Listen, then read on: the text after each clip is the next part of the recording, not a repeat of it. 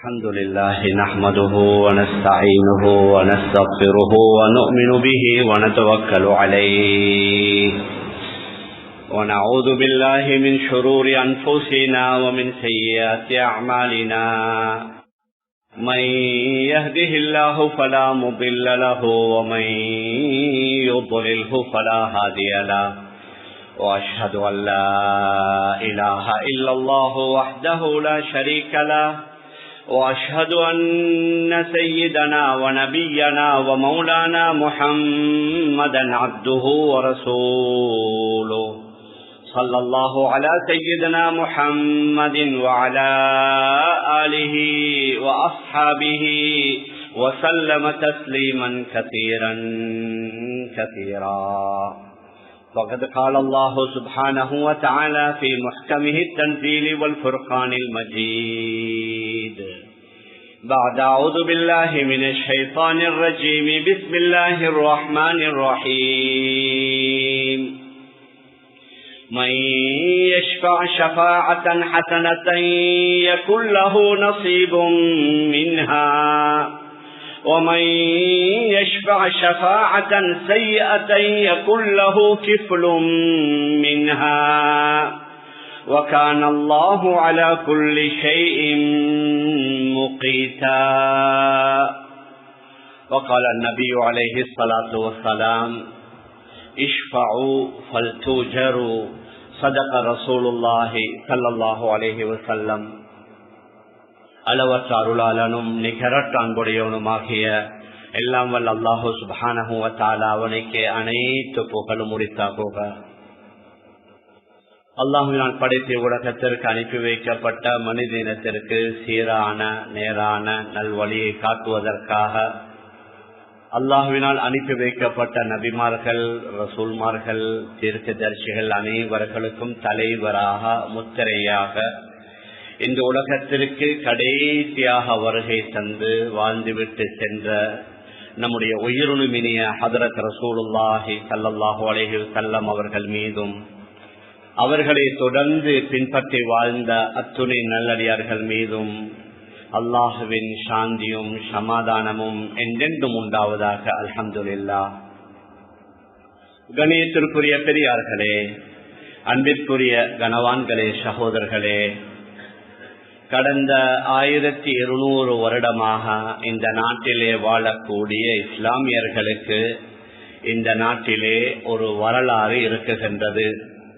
இங்கே வாழக்கூடிய நாம் ஏதோ சில வருடங்களுக்கு முன்னால் வந்து குடியேறியவர்கள் அல்ல.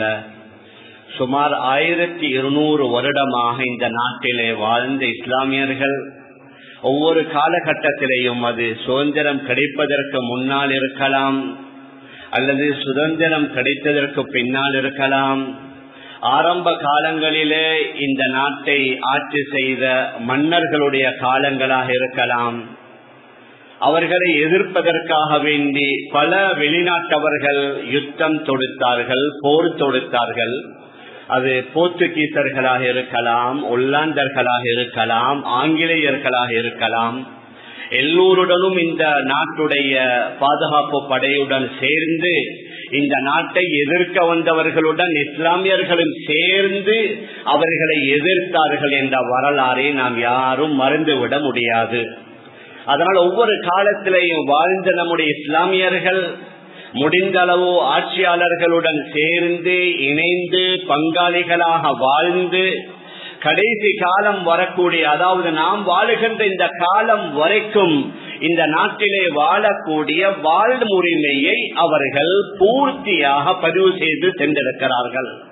அதனால் நாம் வாழக்கூடிய நாமும் நமக்கு பின்னால வரக்கூடிய நம்முடைய சந்ததிகள் இந்த நாட்டிலே தொடர்ந்து வாழ்வதற்குரிய அந்த வாழ்முறைமையை பதிவு செய்வதற்கு, அதை ஊர்ஜிதப்படுத்துவதற்கு தான் வாக்குரிமை என்று ஒன்று நம் எல்லோருக்கும் தரப்பட்டிருக்கின்றது. ஏனென்றால் நம் எல்லோருக்கும் தெரியும், வெகு விரைவில் ஒரு தேர்தல் ஒன்று வரப்போகின்றது. கடந்த காலங்களிலும் பல தேர்தல்களை நாம் சந்தித்திருக்கிறோம். அது பிரதேச சபை தேர்தல், மாகாண சபை அல்லது பாராளுமன்றம் அல்லது ஜனாதிபதி என்று ஒவ்வொரு காலகட்டங்களிலேயும் பல தேர்தல்களை நாம் எதிர்நோக்கி அந்த காலங்களில் நாமும் வாக்களித்திருக்கின்றோம். ஆனால் சில நேரங்களில் நம்முடைய சில இஸ்லாமியர்கள் நாங்க வாக்களித்து என்னதான் நடக்க போகின்றது, இவர்களைத்தான் மாறி மாறி வந்து கொண்டே இருக்குகின்றார்கள், அதனால வாக்களிப்பதை விட வாக்களிக்காமல் சும்மா இருந்து விடலாம் என்றும் ஒரு சிலர் கூறுவதை பேசுவதை நாம் கேட்டுக் கொண்டிருக்கின்றோம். மேலான பெரியார்களே, சகோதரர்களே, சில நேரங்களில் வாக்களிக்காமல் இருப்பதின் காரணமாக வரக்கூடாதவர்களும் வந்து விடுவார்கள். ஊழல்வாதிகளும் தவறான அணுகுமுறையை கொண்டவர்களும் வந்து விடலாம்.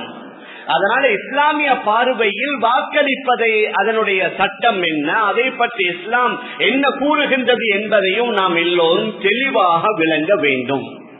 மேலான பெரியார்களே, சகோதரர்களே, அதனால வாக்களிப்பது என்பது ஒரு வகையில் சாட்சி சொல்வது.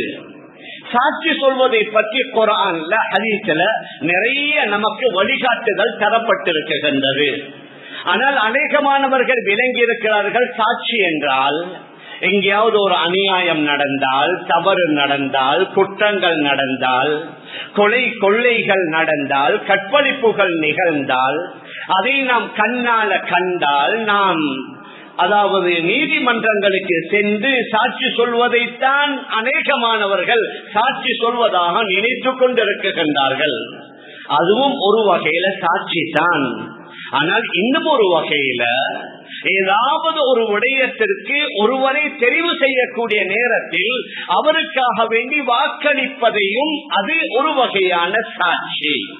அப்ப குர்ஆன்ல சூரத்து நிசாவுல அல்லாஹ் கூறுகின்றான், உங்களுக்கு முன்னால சாட்சி அளிக்கிற கட்டம் வந்தால் நீங்கள் எவ்வாறு நடந்து கொள்ளணும். யா அய்யுஹல்லதீன ஆமனூ கூனூ கவ்வாமீன பில் கிஸ்த் ஷுஹதாஅ லில்லாஹ் வலவ் அலா அன்ஃபுஸிகும் அபில் வாலிதைனி வல் அக்ரபீன்.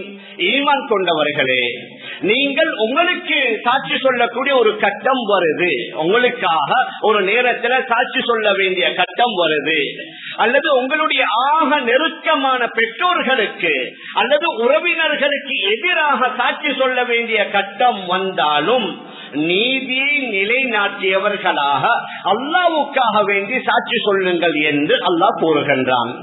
இதுல மிக முக்கியமான விடயம் 2. ஒன்று, உங்களுக்கு எதிராக, உங்களுடைய பெற்றோர்களுக்கு எதிராக நான் என்னுடைய வாப்பாக்கு எதிராக எப்படி சாட்சி சொல்றேன், என்னுடைய குடும்ப அங்கத்தினர்களுக்கு எதிராக நான் எப்படி சாட்சி சொல்றேன், எனக்கு உண்மை விளங்குது தான், ஆனா நான் எனக்கு எதிராக சாட்சி சொல்ல இயலாது என்று சொல்லக்கூடாது. அதைத்தான் குர்ஆன் அல்லாஹ் கூறுகின்றான். நீங்க உங்களுக்காக, உங்களோட பெற்றோர்களுக்காக, உங்களோட உறவினர்களுக்கு எதிராக சாட்சி சொல்ல வேண்டிய வந்தாலும் நீதியை நிலைநாட்டியவர்களாக அல்லாஹ்வுக்காக வேண்டி சாட்சி சொல்லுங்கள் என்று அல்லாஹ் சுப்ஹானஹு வ தஆலா குர்ஆன்ல கூறுகின்றான். அதனால தேர்தல் காலங்களில் நாங்கள் வாக்களிப்பதும் அது ஒரு வகையான சாட்சி அளிப்பது தான் என்று அநேகமான அறிஞர்களுடைய கருத்து. ஒருவர் சாட்சிக்கு தகுதியாகி விட்டார். இப்பொழுது ஒருவர் வாக்களிப்பதற்கு 18 வயதை அடைந்து விட்டார். வாக்களிப்பதற்கு தகுதியான ஒருவர் அந்த வாக்கை அளிக்காமல் இருப்பது அது ஒரு வகையான குற்றம். குர்ஆன்ல சூரத்துல் பக்ராவை நீங்க எடுத்து பார்க்கலாம். சூரத்துல் பக்ராவுடைய கடைசியில அல்லாஹ் சுப்ஹானஹு வ தஆலா கூறுகின்றான், வலா தக்துமுஷ் ஷஹாதா ولا تكتموا الشهادة ومن يكتمها فإنه آثم قلبه. சாட்சி சொல்வதற்கு நீங்கள் தகுதியானவர்களாக இருந்து சாட்சிக்கு அழைக்கப்பட்டால் சாட்சி சொல்ல மாட்டேன் என்று நீங்கள் மறுக்காதீர்கள்.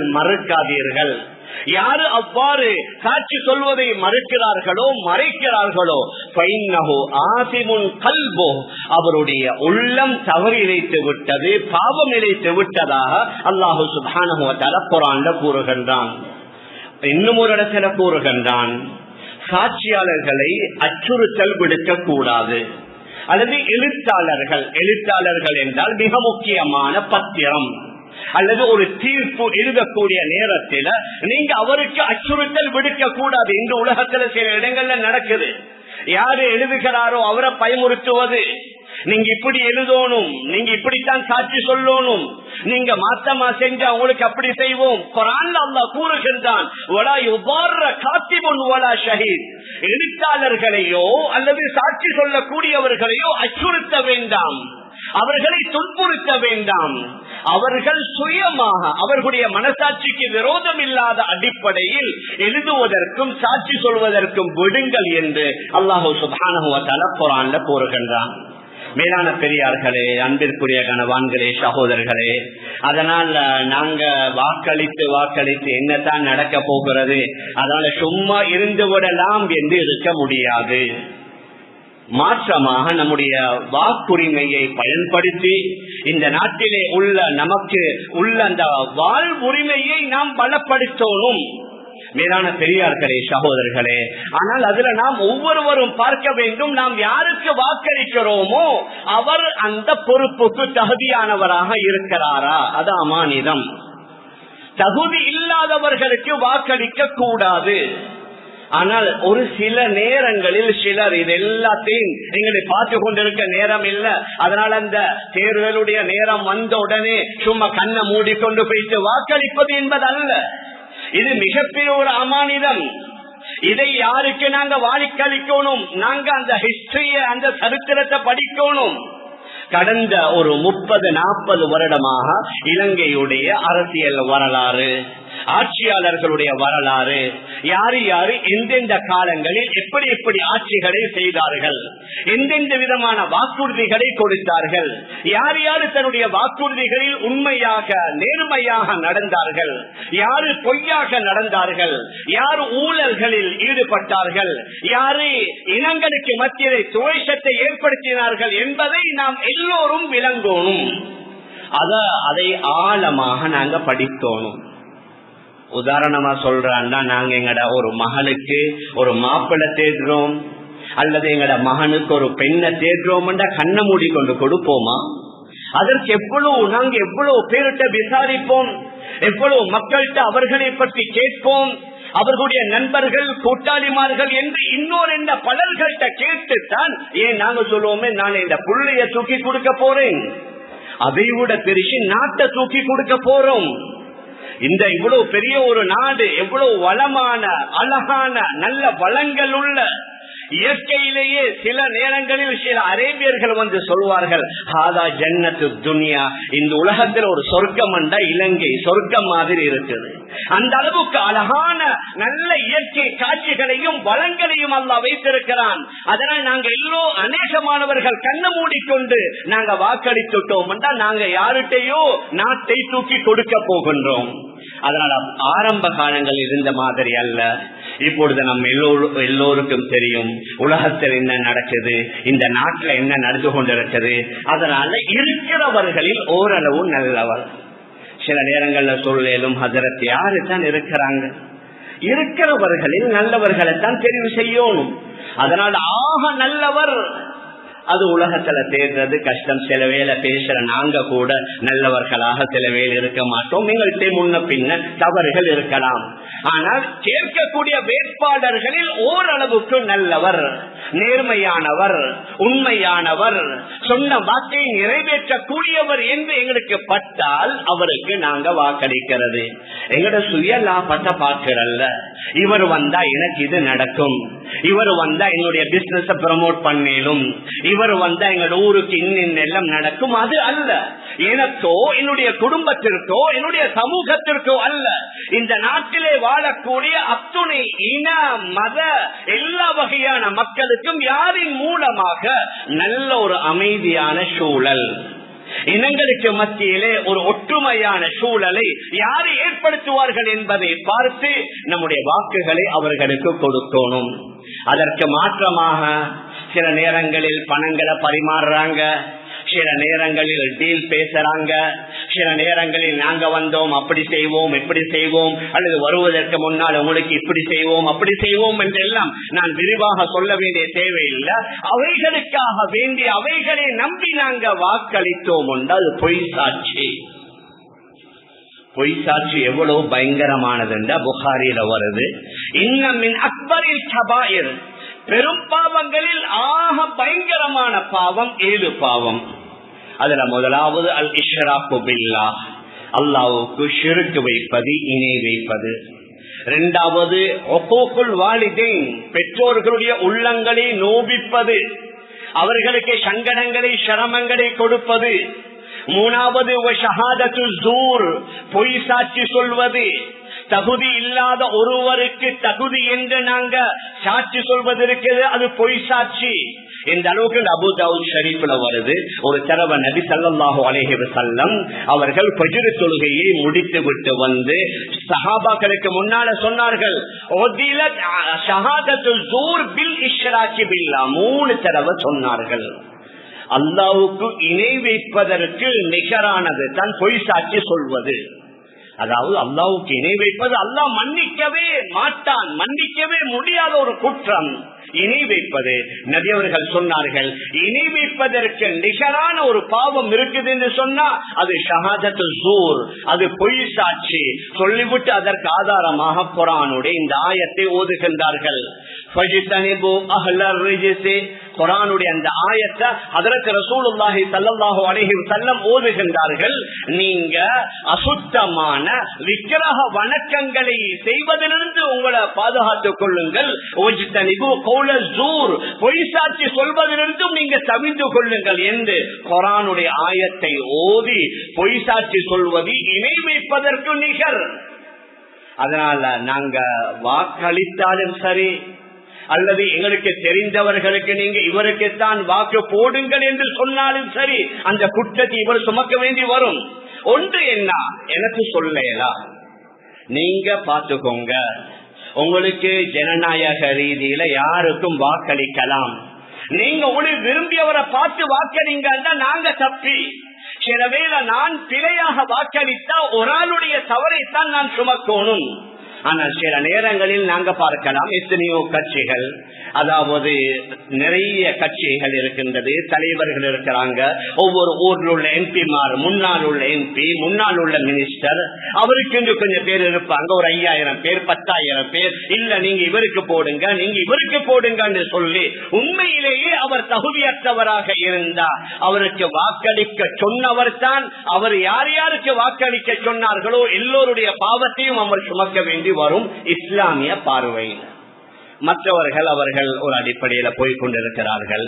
நாங்க எங்களோட சகோதர இனத்தவர்களை பற்றி பேச வரல, நாம் நம்முடைய இஸ்லாமியர்கள்.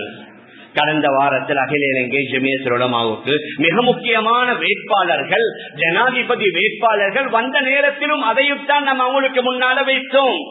எங்களோட நாட்டில் நீதியான, நேர்மையான, ஊழலற்ற நல்ல ஆட்சி வரணும்.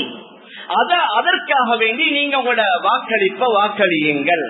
யாரும் வாக்களிக்காமல் இருக்காதீர்கள்.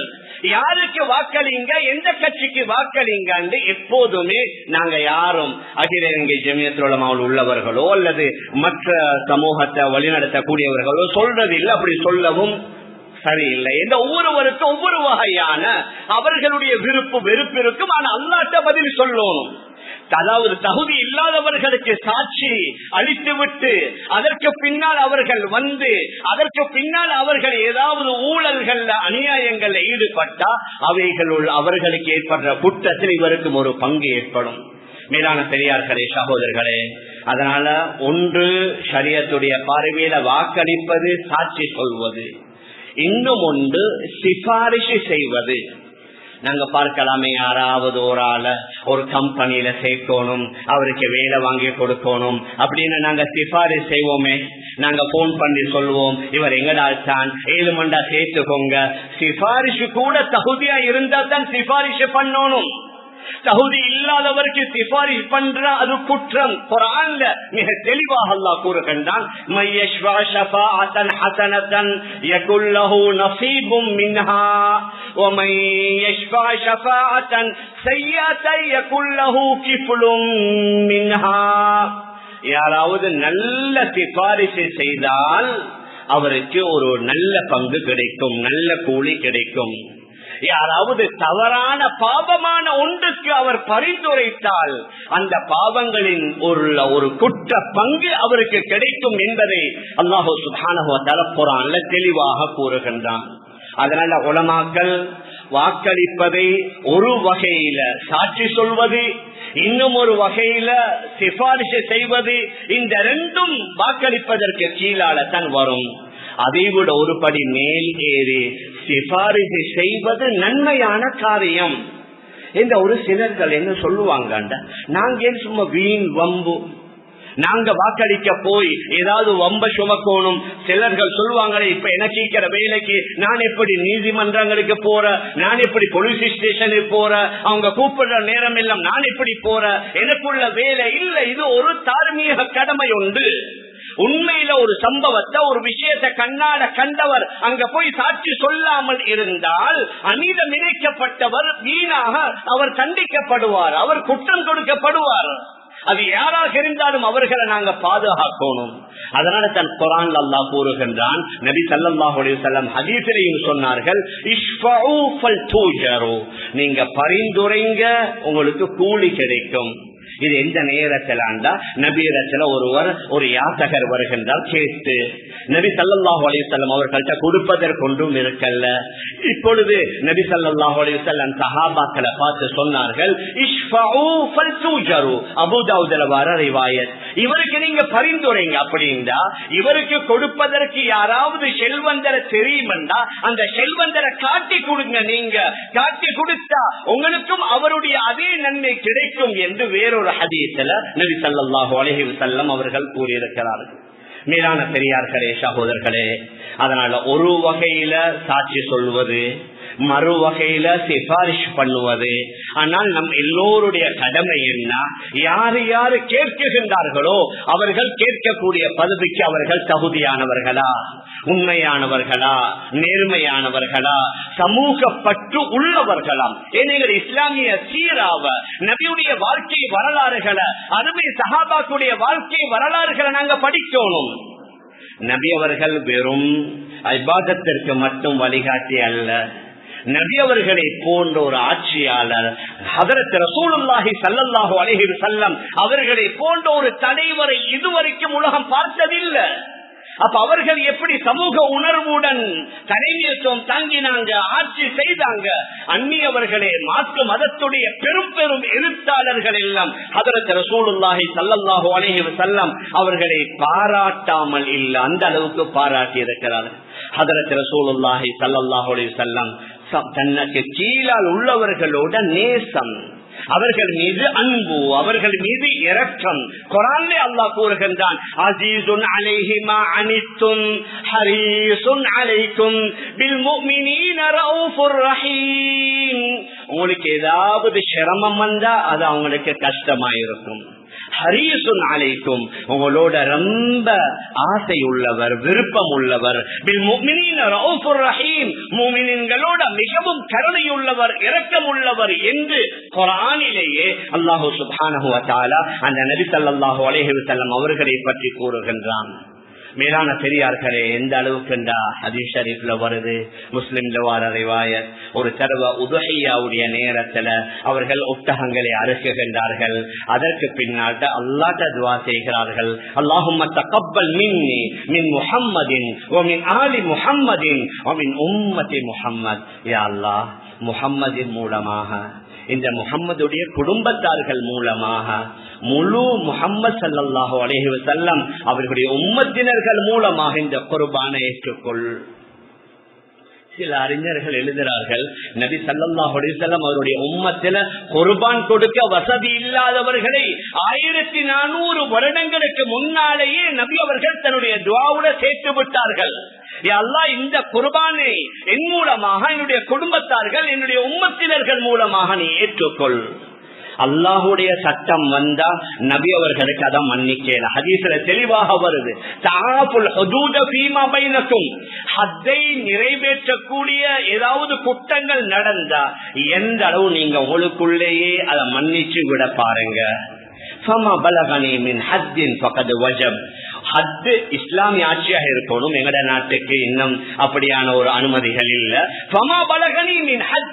ஹத்தை நிறைவேற்றக்கூடிய ஒருவருடைய தவறு எனக்கு முன்னால உறுதியாக்கி விட்டது என்றா அது குர்ஆன்ல தெளிவாக வந்த தண்டனையாக இருந்தா அதை மன்னிப்பதற்கு கூட எனக்கு ரைட்ஸ் இல்ல, எனக்கு அனுமதி இல்லை.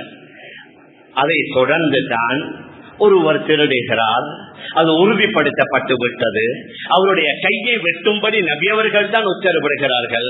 இப்பொழுது நபியுடைய சமூகத்தில் அவருடைய கை வெட்டப்படுது. நபி ஸல்லல்லாஹு அலைஹி வஸல்லம் அழுகிறார்கள்.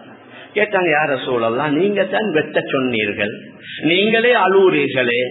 சொன்னாங்க, வெட்ட சொன்னது அல்லாஹ்வுடைய உத்தரவு, குர்ஆன்ல வருது, தெளிவாக வருது. திருடிய ஆண் பெண்ணுடைய கைகளை வெட்டும்படி அது அல்லாஹ்வுடைய உத்தரவு, அதை நிறைவேற்றும்படி நான் சொல்லத்தான் வேணும். ஆனா என்னுடைய உம்மத்தில் உள்ள ஒரு ஆளுடைய கை வெட்டப்படுது, அதை பார்த்து கொண்டு எனக்கு ஆச்சரம், அதனால தான் நான் அழுகிறேன். இதுதான் அந்த சமூக உணர்வு. சமூகத்தில் உள்ள யாருக்காவது ஏதாவது ஒரு பிரச்சனை வந்து விட்டது என்றால் ஹதரத் ரசூலுல்லாஹி ஸல்லல்லாஹு அலைஹி வஸல்லம் எங்கிருந்தாலும் அதற்காக குரல் கொடுப்பார்கள். நபியுடைய பாசறையில வளர்ந்த அந்த சஹாபாக்களும் அவ்வாறு தான். ஹதரத் உமர் இப்னுல் கத்தாப் ரலியல்லாஹு அன்ஹு இந்த அளவுக்கு சமூக அக்கறை என்று சொன்னா சில நேரங்களில் அவர்களுடைய ஆட்சி காலத்துல தான் ஆமுர் ரமாதான் சொல்லி பயங்கரமான பஞ்சம், மிக கடுமையான பஞ்சம் ஏற்படுது. ஒரு கட்டத்துல சொன்னார்கள், அதாவது தபகாத்துல் குப்ரா இந்த கிதாபுல பதிவு செய்யப்பட்டிருக்குது, ஒரு ஒட்டகத்தை அறுத்து இந்த மக்கள் ரொம்ப நாளாவது மாமிசம் சாப்பிட்டு அதனால் அவர்களுக்கு ஒரு விருந்து போடுங்கன்னு சொல்லி ஒட்டகத்தை அறுத்து மக்களுக்கு அதை பங்கிட சொன்னார்கள். மாலை நேரத்துல அந்த ஒட்டகத்தில் ஒரு பகுதி அவர்களுக்கு முன்னால கொண்டு வந்து வைக்கப்படுகின்றது. பார்த்தா அந்த ஒட்டகத்துடைய ஈரல் பகுதி கொஞ்சம் டேஸ்டான ருசியான பகுதி வைக்கப்படுது. கேட்டாங்க, இது என்ன? இல்ல, இதுல இந்த ஒட்டகத்தில் உள்ள நல்ல பகுதியை நாங்க உங்களுக்கு எடுத்து வச்சோம். அப்ப சொன்னாங்க, நான் முஸ்லிம்களுடைய தலைவர், நான் கலீஃபா, நான் நல்லதை சாப்பிட்டுட்டு எனக்கு கீழால் உள்ளவர்களுக்கு முள்ளையா கொடுக்க சொல்றீங்க, அதனால் இந்த ஒட்டகம் மாமிசமே எனக்கு வேணாம், எனக்கு வெறும் ரொட்டியையும் ஜெய்தூன் எண்ணெயும் கொண்டு வாங்கன்னு சொல்லி அந்த ரொட்டிய ஜெய்தூன் எண்ணெயில தொட்டு சாப்பிட்டதாக வரலாறு கூறுகின்றது. ஒரு தடவை சொன்னார்கள், வல்லாஹி லவ் மாத ஜமலுன் பிஷாத்தில் ஃபுராத்தி ஜியான் லஹஷிது ஐ யஸ்அலனி அல்லாஹு மின்ஹு. அல்லாஹ் மீது சத்தியமாக யூப்ரடீஸ் நதிக்கரையில ஒரு ஒட்டகம் பசியால செத்தாலும் எனக்கு பயமாக இருக்குது. கியாமனால அந்த ஒட்டகத்தை பத்தி அல்லாஹ் என்கிட்ட கேட்டா நான் என்ன பதில் சொல்வேன்? கடந்த காலங்களை நாங்க பார்க்கலாம், எத்தனை லட்சக்கணக்கான மக்கள் எங்களை இந்த ஈஸ்டர் ஏட்டைக்கு பின்னால, கொரோனாவுக்கு பின்னால எத்தனை எங்கட முஸ்லிம்கள்ல ஓரளவு முஸ்லிம் அல்லாதவர்கள் எத்தனை லட்சம் பேர் கஷ்டப்படுறாங்க. எத்தனை இந்த அரசியல் உள்ளவர்கள் பில்லியன் கணக்கில் வச்சிருக்கிறாங்க. ஒரு இரக்கப்பாடு பட்டாங்களா? ஒரு கருணை கொண்டாங்களா? சிலர்கள் இருக்கிற பணம் முழு நாட்டை டெவலப் பண்ணிடும், அந்த அளவுக்கு பணங்கள் இருக்குது. என்ன செய்யறாங்க? ஹதரத் உமர் ரலியல்லாஹு அன்ஹு யூப்ரடீஸ் நதிக்கரையில ஒரே ஒரு ஒட்டகம் பசியால இறந்து விட்டது என்றா பயப்படுறாங்க. எனக்கு பயமா இருக்குது, உங்களோட ஆட்சிக்கு கீழால ஒரு ஒட்டகம் பசியால இறந்துருச்சேன் அல்லாஹ் என்று கேட்டா நான் என்ன பதில் சொல்வேன்? மேலான பெரியார்களே, சகோதரர்களே, இந்த சமூக அக்கறை வரணும், இந்த சமூக உணர்வுகள் வரணும். நாட்டுடைய சொத்துகள் பாதுகாக்கப்படணும், நாட்டுடைய வளங்கள் பாதுகாக்கப்படணும். நபி அவர்களுடைய மிக தெளிவான ஹதீஸ், யாராவது ஒருவர் ஒரு நாட்டுக்கு பொறுப்பாக ஆக்கப்பட்டு அந்த பொது சொத்து பைத்துல் மாலுடைய சொத்து, நாட்டு சொத்து எது எது அரசாங்க கட்டுப்பாட்டை கீழால் இருக்குதோ அதெல்லாம் அந்த சொத்துக்களை பாதுகாக்கணும். கடந்த காலங்கள் எத்தனை லட்சம் கோடி அந்த சொத்துக்கள் மிஸ்யூஸ் பண்ணப்பட்டிருக்குது, எங்கெங்க யார் யாருக்கோ எவரவருக்காக கொடுக்கப்பட்டிருக்குது. ஹதீஸ் ஷரீஃப்ல வருது, நபி அவர்கள் சொன்னார்கள், ஒரு ஊசியுடைய அளவுக்கு கூட இந்த பொது சொத்தில் அரசாங்க சொத்தில் யாராவது அநியாயம் செய்தால் அவருக்கும் நரகம் இருக்குது என்று நபி ஸல்லல்லாஹு அலைஹி வஸல்லம் அவர்கள் கூறியிருக்கிறார்கள். அதனால நாட்டு சொத்தை பாதுகாக்கணும், நாட்டுடைய வளங்களை பாதுகாக்கணும். உருவாக்கணும். நாட்டு மக்கள் அமைதியாக வாழக்கூடிய சூழலை உருவாக்கணும். அவர்களுடைய என்னென்ன தேவைகள் என்பதை இனம் காணணும். இன்றைக்கு எங்கட நாட்டிலேயும் இருக்கலாம், மற்ற சில பக்கத்து நாடுகள், அநேகமா ஐரோப்பாவுல, அமெரிக்கா, கனடாவுல அந்த அளவுக்கு ஊழல்கள் இல்ல. எங்களுடைய ஏசியாவுல நடக்கிற மாதிரி இந்த அளவுக்கு ஊழல் நான் நினைக்க மாட்டேன். உலகத்துல வேற எங்கேயும் இல்ல. ஆட்சிக்கு வாரது அவர்கள் வளருவதற்கே தவிர நாட்டையோ மக்களையோ வளர்ப்பதற்கு அல்ல. ஒவ்வொருவரும் அவங்க பிளான் பண்ணி கொண்டு வராங்க. நான் இவ்வளவு செலவழிச்சா நான் வந்து இவ்வளவு சம்பாதிக்கணும், ஏன் நான் செலவழிச்சிருக்கிறேன். இந்த செலவழிப்பொன்னும் கட்டாயமே இல்லை, இஸ்லாமிய பார்வையில தேவையே இல்லை. நான் சொல்றேன், யாராவது தலைவர்கள் வரும்போது பட்டாசு கொளுத்துவது எங்க? எங்கட சில சரியான கவலைகளை சில முஸ்லிம்கள் செறிந்து வாழக்கூடிய ஊர்கள்ல கூட லட்சக்கணக்கான பணத்தை செலவழித்து இந்த வெளிகளை பட்டாசுகளை கொளுத்துகின்றார்கள். அது இஸ்ராப் இல்லையா? வீண்விரயம் இல்லையா? அதாவது மற்றவர்களை வைத்து அவர்கள் அதாவது இசை கருவிகளை வைத்து பெண் வாத்தியங்களை வைத்து வரவேற்கிறார்கள். அது ஹராம் இல்லையா? நாம் எதை சொல்ல வாரோம் என்றா, தேர்தலுக்கு இந்த செலவழிக்கிறதுல 75 வீதமான பணம் தேவையில்லாதது. அதனால் அது எல்லாத்தையும் அவர் செலவழிச்சிட்டு நான் செலவழிச்சத்தை எடுக்கணும் என்றா, உண்மையான ஒருவர் யாரு? இருக்கிறத செலவழித்து ஆட்சிக்கு வந்ததற்கு பின்னால் அவர் ஏழையானார் என்றா, அவர் தான் உண்மையான சமூக அக்கறை உள்ள ஒருவர். மேலான பெரியார்களே, அன்பிற்குரிய கணவான்களே, சகோதரர்களே, அதனால் இந்த நல்ல நேரத்துல நாம் எதை சொல்ல வருகிறோம் என்றா, நாங்க இந்த சரித்திரங்களை படிக்கணும். கடந்த காலங்கள்ல ஆட்சியாளர்கள் எப்படி இருந்தாங்க, யார் யார் ஆட்சி செய்தாங்க, அவர்களுடைய காலத்தில் என்னென்ன நலவுகள் நன்மைகள் நடந்துச்சு, என்னென்ன தீமைகள் ஊழல்கள் நடந்துச்சு, இவைகள் அனைத்தையும் ஓரளவாவது இனம் கண்டு நாங்க தகுதியான பொருத்தமான ஒருவருக்கு நாங்க வாக்களித்தோம் என்றா நல்ல சாட்சி சொன்னவர்களுடைய கூட்டத்தில் சேருவோம். மாற்றமாக கெட்டவருக்கு, தகுதியற்றவருக்கு, அவரால் இன்னின்ன நன்மைகள் நடக்கும் என்று நாங்க சாட்சி சொல்லிட்டோம் என்றா அல்லாஹ் பாதுகாக்கணும். பொய் சாட்சி சொன்ன கூட்டத்தை நாங்க சேர்ந்து விடுவோம். அதனுடைய இவைகள் அனைத்தையும் முன்னால வைத்து எங்களுடைய வாக்குகளை கட்டாயம் நாங்க வாக்களிக்கணும். எங்களுடைய பெண்மணிகளையும் அனுப்பணும். ஃபேஸ் கவர் பண்றவர்களா, நோயாளிகளா, வயோதிபர்களா பரவாயில்லை, எல்லோரையும் அனுப்பி இந்த நாட்டில் இத்தனை லட்சம் இஸ்லாமியர்களுடைய வாக்குகள் இருக்குது என் அந்த பலத்தையும் நாங்க காட்ட தவறவிடக் கூடாது. அந்த அடிப்படையில் நாங்க வாழ்வதற்கு எல்லாம் வல்ல அல்லாஹ் நம் அனைவர்களுக்கும் தௌஃபீக் செய்வானாக. ஆகவே அல்லாஹ் நம் எல்லோருடைய பாவங்களை மன்னிப்பாயாக. நம்முடைய பெற்றோர்கள், ஒற்றார்கள், உறவினர்கள், முழு உலகத்தில் உள்ள அனைத்து இஸ்லாமிய ஆண்கள் பெண்களுடைய பாவங்களை மன்னிப்பாயாக. எதிர்காலத்தில் நடக்கக்கூடிய இந்த ஜனாதிபதி தேர்தல் அமைதியான முறையில் நடக்க நீ உதவி செய்வாயாக. அல்லாஹ் இந்த நாட்டுக்கு பொருத்தமான நல்ல நேர்மையான உண்மையான தலைவர்களை கொண்டு வந்து சேர்ப்பாயாக. குறிப்பாக பிளவுயினத்தில் வாழக்கூடிய எங்கட உறவுகளுக்கு நீ உதவி செய்வாயாக. அவர்களை பாதுகாப்பாயாக.